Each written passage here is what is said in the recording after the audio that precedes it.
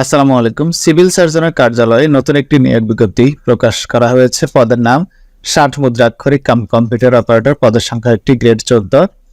কোন স্বীকৃত বিশ্ববিদ্যালয় হতে স্নাতক ডিগ্রি।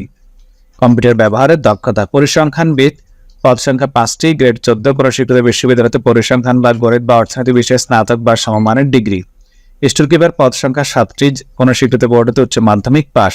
স্বাস্থ্য সহকারী, পদ সংখ্যা 137টি, কোন স্বীকৃত শিক্ষা বোর্ড হতে উচ্চ মাধ্যমিক পাস। ড্রাইভার, পদ সংখ্যা 4টি, 8ম শ্রেণী পাস। হালকা গাড়ি চালানোর বৈধ ড্রাইভিং লাইসেন্স থাকতে হবে। প্রার্থীকে অবশ্যই বাংলাদেশের নাগরিক ও দিনাজপুর জেলার স্থায়ী বাসিন্দা হতে হবে।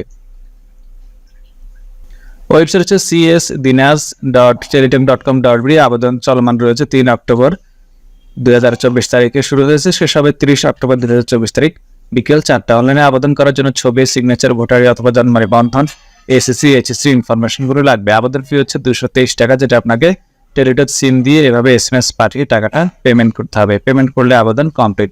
অন্যান্য জেলারও প্রকাশ করা হলে আমি ভিডিওর মাধ্যমে আপনাদেরকে জানিয়ে দিব। আপনি ফেসবুক পেজ থেকে দেখলে অবশ্যই লাইক দিয়ে রাখবেন, ইউটিউব চ্যানেল থেকে দেখলে সাবস্ক্রাইব করে রাখবেন। ধন্যবাদ।